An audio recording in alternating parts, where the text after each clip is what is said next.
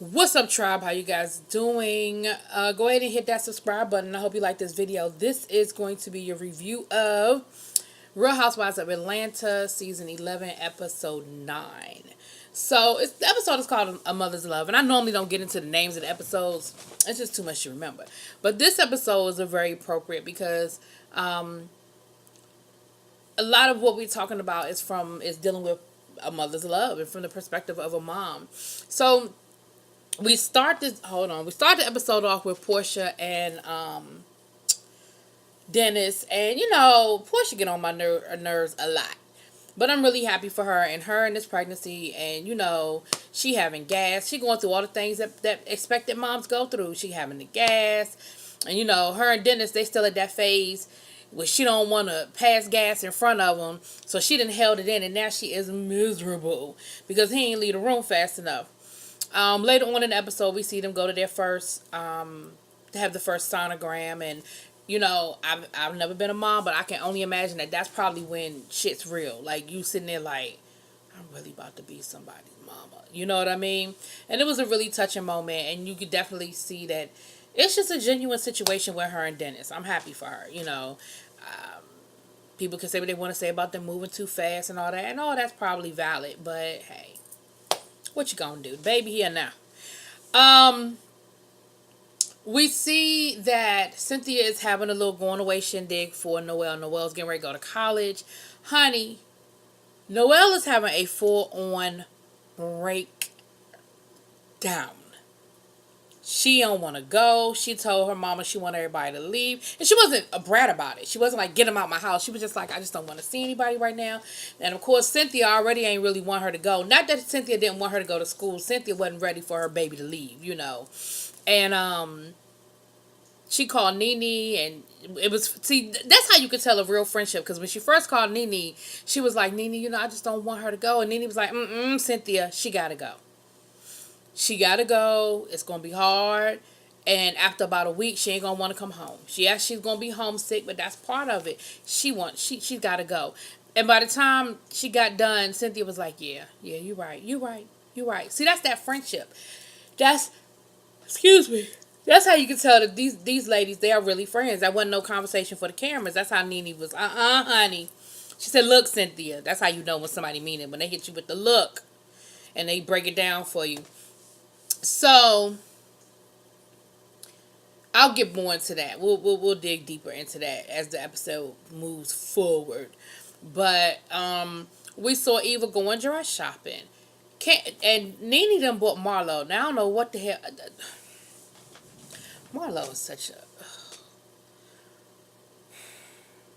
They're looking at dresses, and they're doing the things that ladies do when they're shopping for wedding dresses. And Eva has a very boho chic. She wanted whimsical with lace and that old school feel to it and all of that. And Marlo gonna tell, and they saw a couple of cute dresses. Marlo gonna tell Eva, I just need you to do one favor for me, bitch. First of all, she don't need to do no favors for you. This not her wedding. This not your wedding. Y'all ain't friends. This ain't got nothing to do with you. So she don't need to do you nothing. She gonna say, can you just lose 10 pounds?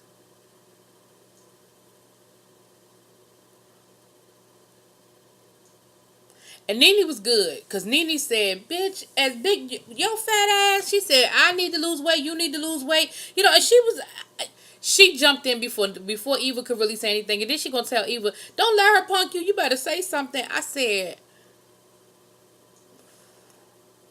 Eva said, I just had a baby. She said, I think I look good for somebody who just had a baby. She was like, you didn't just have a baby.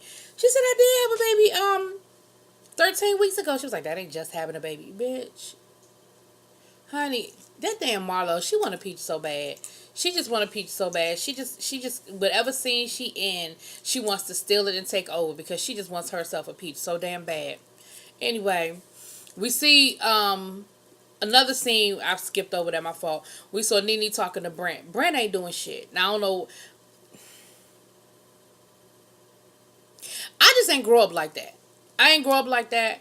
When college was, when high school was over, first of all, in my household, when high school was over, we weren't given options. It was you going to college. Now, I know college is not for everybody, and I accept that, and I understand that. However, what we doing, Brent? what we doing, Brent? You see, Bryce ain't doing shit with his life but making babies. Brent, what you doing? The last season, he wanted to be a comedian, and Nene was going to support him with that. Now it don't look like Bryce is doing nothing but eating. She called him to come work down at the Swag Boutique, and he talking about some. I didn't say nothing about coming down there. You don't have a job, and you not in school, and you 19. See, in my household, that wasn't an option. You going to somebody's school, you going into somebody's military, or this area, DC, it's a government town. You could go get yourself a little government job, but you was gonna be doing something. Not working was never an option. See, and Nene, whatever.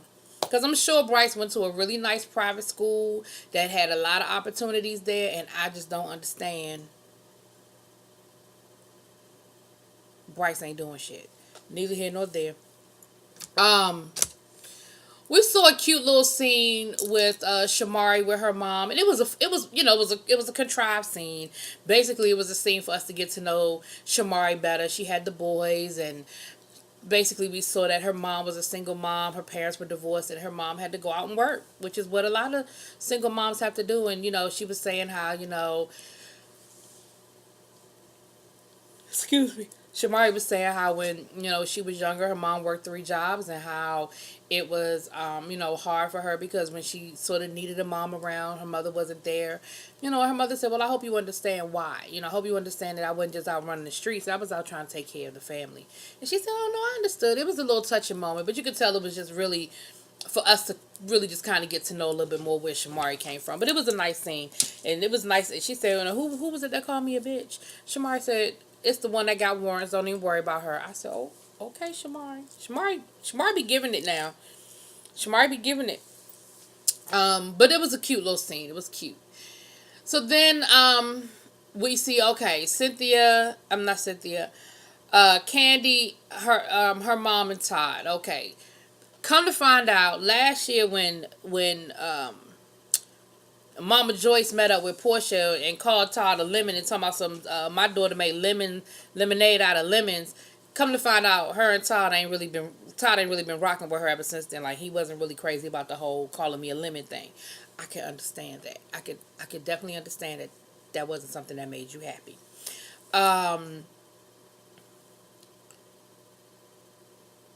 Candy told her mom, look, just apologize.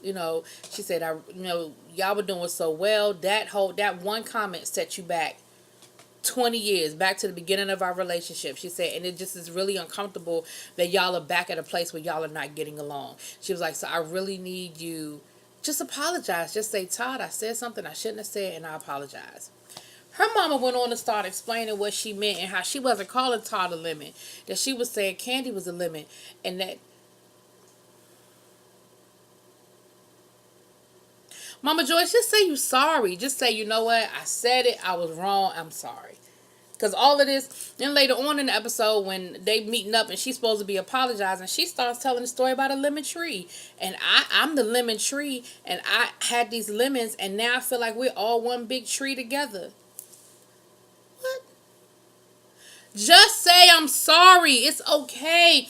No one's going to hurt you. There's no spikes are going to fall from the sky if you say, you know what, I'm sorry.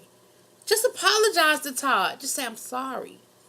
But eventually she got it out. And Todd said, he said, I hear you and that's fine. He said, but I feel like, it's other things. He said, Candy's been, receiving these awards and she's being recognized and you haven't been coming. And he said, I know that hurts her. More than just me, I know that hurts her that you haven't been there for these special occasions for her, for these special days. He said, and I hope it's not because of me. I don't want it to feel like you not coming because of me. And I don't know.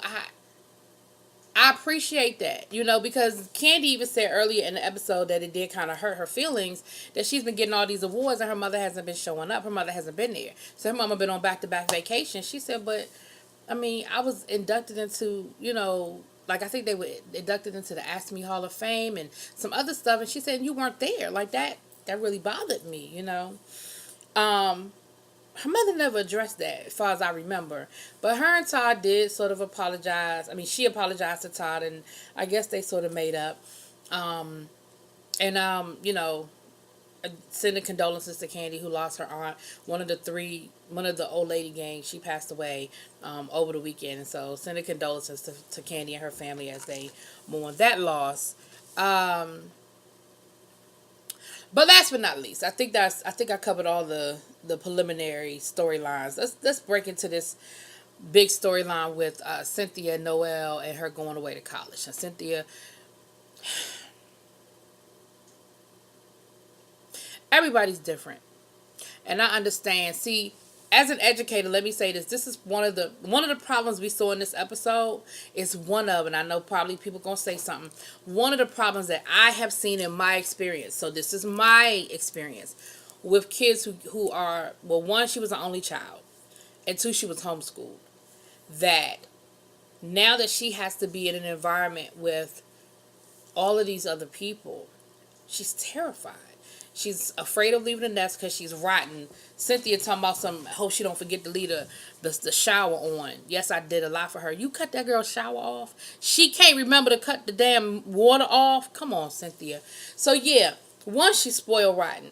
Two, she was homeschooled. And that's been a big problem that we've seen with children that are homeschooled is, yes, they're smart as hell now. That's not the issue. But it's the social issues that they have because they're not used to being around, especially if they're not in a lot of other outside activities, like sports or things like that.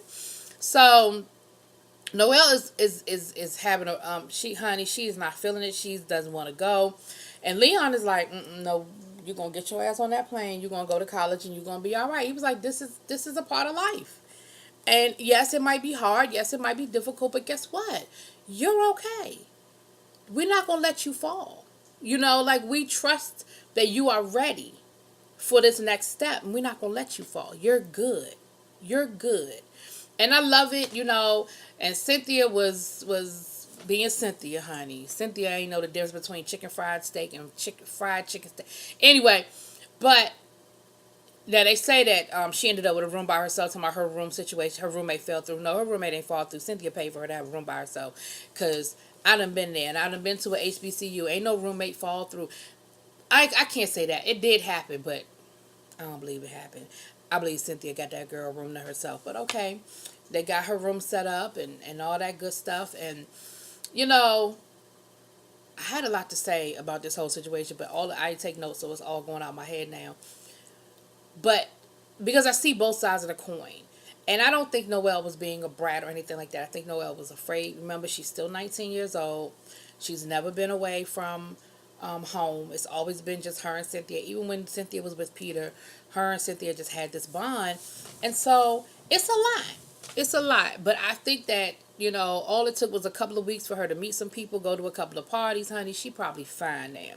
Probably ain't even want to come home for Thanksgiving. She was probably like, Ma, I got somewhere to go Thanksgiving. I ain't coming home, But with that being said, it was very touching just to see. I guess I just wasn't that kid. I was so ready to go to college. You couldn't tell me shit.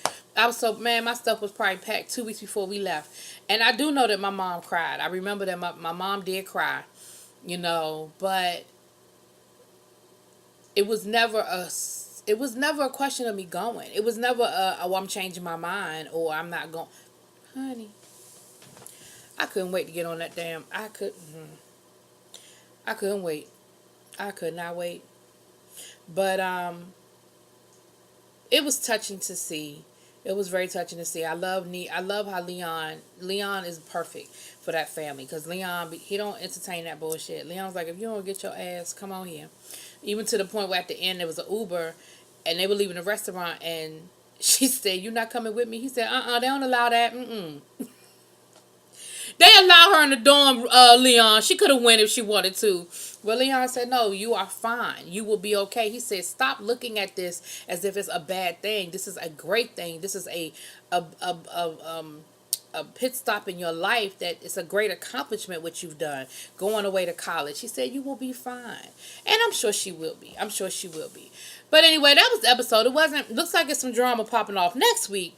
But, this one was a pretty mellow episode. We also found out that there is another OBGYN in Atlanta other than Dr. Jackie, because Portia has a different doctor, honey.